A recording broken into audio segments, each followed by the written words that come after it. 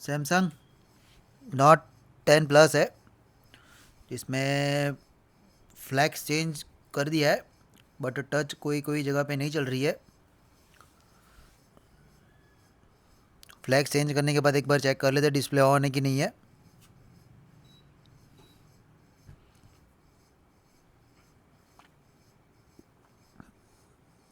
शायद CC paid नहीं है इसलिए लेट, हाँ डिस्प्ले ऑन है।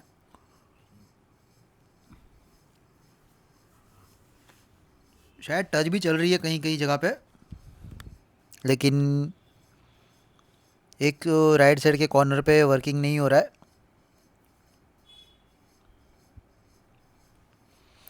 ये सारी टचों में अलग से जो चाइनीज़ टच आती है वो आईसी ड्रिल करके जंपरिंग वगैरह करते हैं, यही इस बात पे ही वीडियो है पूरा।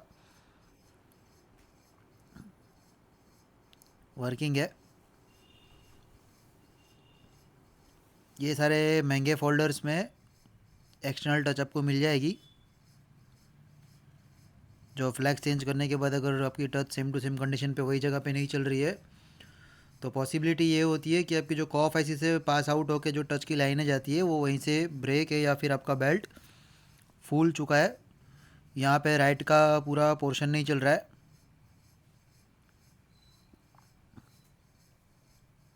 बाकी सब जगह पे कंप्लीट वर्किंग है।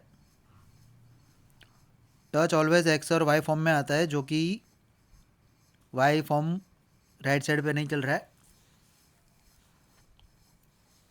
ग्राफ के जैसा। ठीक है, यहाँ पे टच की ऐसी दी गई हुई है, ये फिंगर का कनेक्टर है।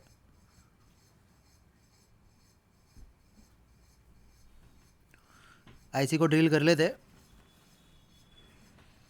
जैसे आईफोन में एरर के लिए जो आईसी ड्रिल करते हैं वैसा ही है, बट यहाँ पे माइनर सा चेंज है। यहाँ पे आपको ज़्यादा आईफोन की ऐसी थोड़ी हैवी और बिग साइज़ आती है, और यहाँ पे ऐसा नहीं है। यहाँ पे बहुत छोटी सी और स्लिम आईसी है, खाली टच करते ही आपका मतलब ट्रैक दिखने लगेगा, उतनी स्लिम है।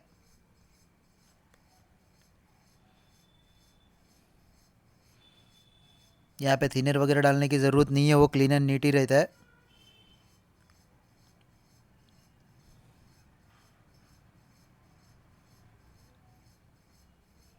ये जो ट्रैक पैड है उसका अलग से स्कैमेटिक वगैरह आता है, जो कि आपको जहाँ से आप टच परचेज़ करोगे वहाँ पे ही आपको मिल जाएगा, या फिर ऑलरेडी गूगल पे या फिर पिंटरेस्ट पे भी अवेलेबल है ये।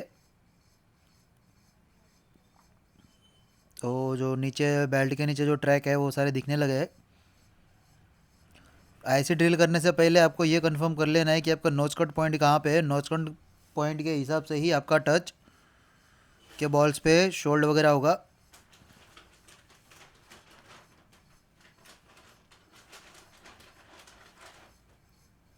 ये ज़्यादातर ग्लू में ही टाइम लग जाता है।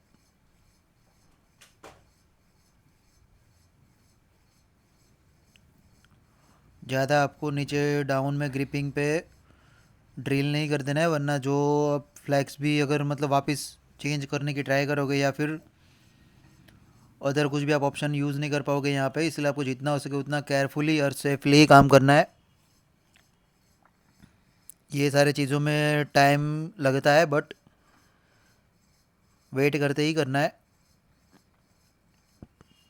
ये फ्लक्स का यूज़ करके शोल्डर से ही रिमूव कर लेते, क्योंकि बहुत सारा पोर्शन मेरा क्लीन हो चुका है और थोड़ा सा जो बाकी है वो शोल्डर से ही निकाल लेते। यहाँ पे ज़्यादा टेम्परेचर का आप यूज़ नहीं कर पाओगे, क्योंकि ये एग्जैक्ट नीचे फ्लैक्स है। मैंने यहाँ पे बीच में कुछ स्टेंसिल वगैरह यूज़ नहीं की है। स्टेंसिल वगैरह से ज़्यादा यहाँ पे मतलब कर्व के बॉर्डर पे ही है, तो आपका स्टेंसिल इधर उधर टच हो जाने से, जहाँ पे आपका स्टेंसिल का कॉर्नर कहीं पे भी टच हो जाएगा तो वहाँ पे आपका पिक्सल या फिर डॉट हो जाएगा डिस्प्ले का। ये इसलिए मैंने कुछ यहाँ पे टच वगैरह नहीं किया हुआ है। इजी वे में रिमूव कर देना है आईसी को पूरा।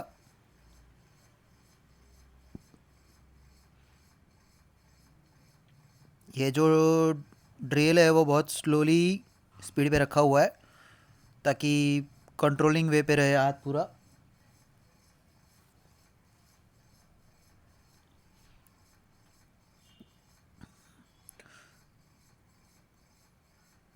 ये मेरा नोच कट पॉइंट था, जो गोल्डन मार्क दिख रहा है वो।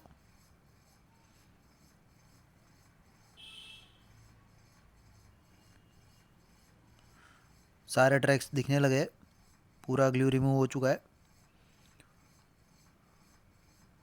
अब ये इजीली शोल्डर से निकल जाएगा।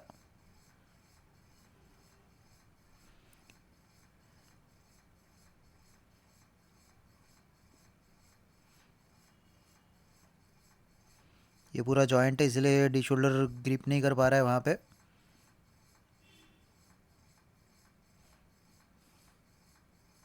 एल शेप पूरा क्लीन हो चुका है।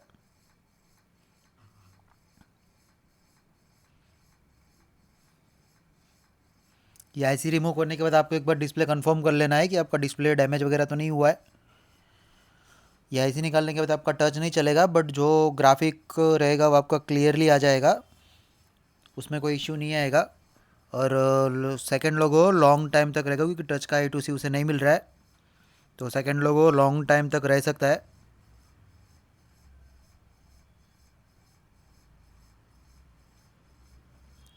क्लियर है पूरा।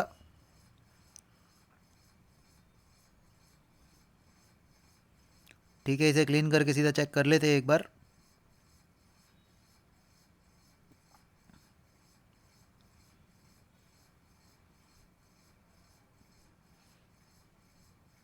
ये इसका टच है जो कि बाहर एक्सटर्नली आता है।